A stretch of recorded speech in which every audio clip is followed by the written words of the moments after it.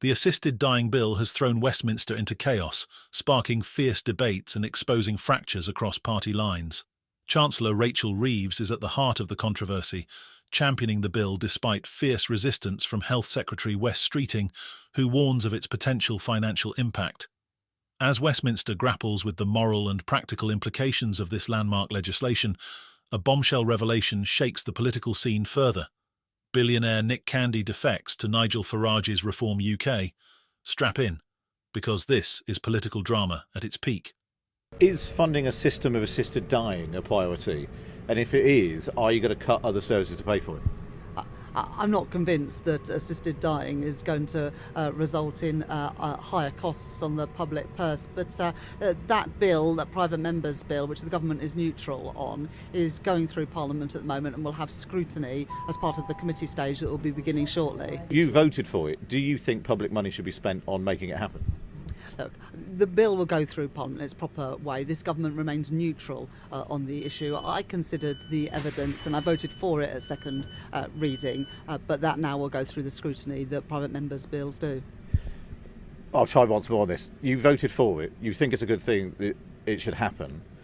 It will clearly have financial implications because it involves judges and hospitals and drugs and doctors. Are you willing, as Chancellor, to fund a scheme of assisted dying through taxpayers' money? The assisted dying bill has only just started going through the parliamentary process. I voted for it at second reading. I think it is right. It now goes through the next stage, but the government is neutral. Obviously, but people want to know when MPs are voting on it next.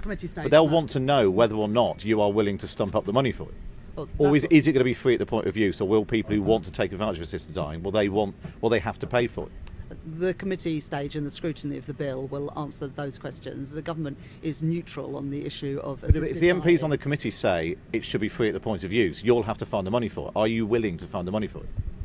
That's not how these things work. There will now be a proper scrutiny of the legislation, including government analysis. But it's right that members of Parliament are able to vote on this issue of conscience whilst the government remains neutral. If MPs vote for it to be free at the point of use, will you find the money for it, even if it means cutting something else?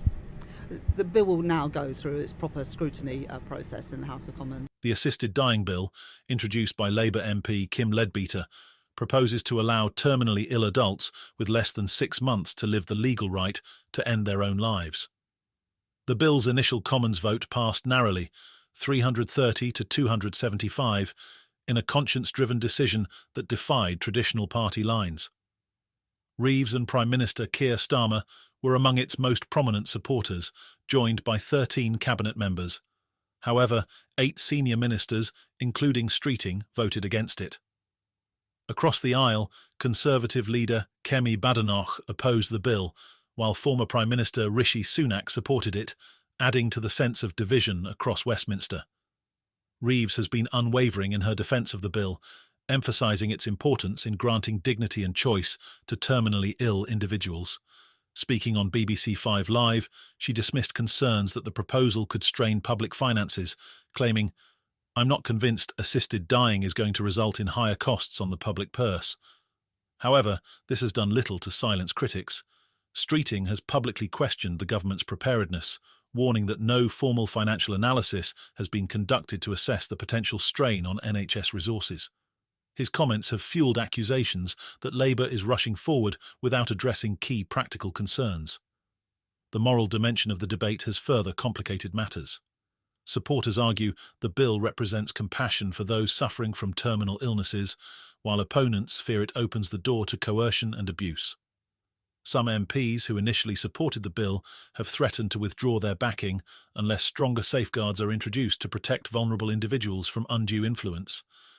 Leadbeater has sought to reassure sceptics, highlighting the bill's rigorous checks and balances, such as requiring assessments by 2 independent doctors and a mandatory waiting period. Yet, for many, these assurances fall short of addressing their concerns.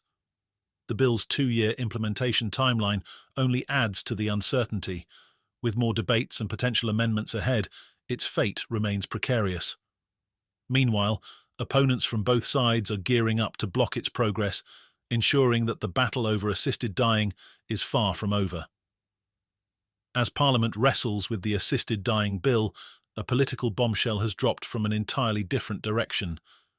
Billionaire property tycoon Nick Candy has announced his defection from the Conservative Party to Nigel Farage's Reform UK. The move is more than symbolic.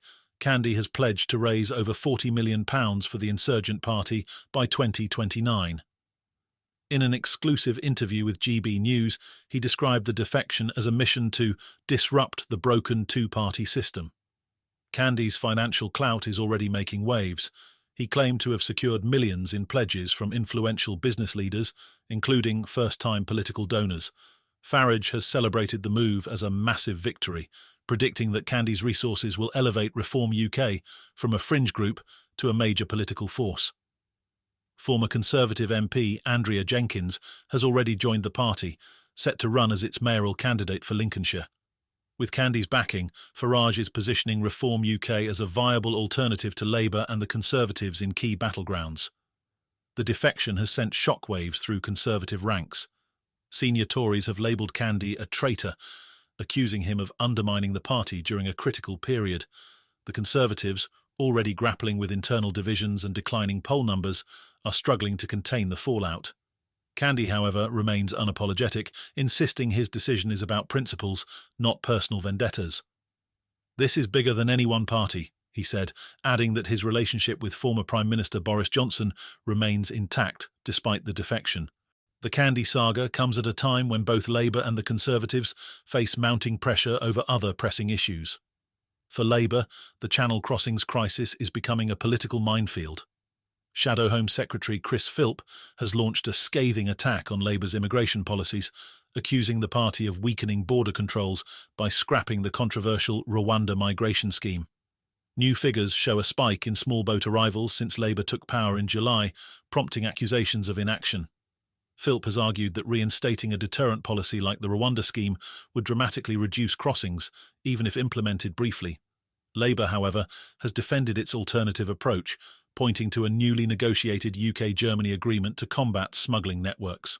The deal includes tougher anti-smuggling laws and plans to remove smuggling-related content from social media platforms. But critics remain sceptical, arguing the measures fail to address the immediate crisis. Public frustration is rising, and the Conservatives are using the issue to attack Labour's competence and leadership.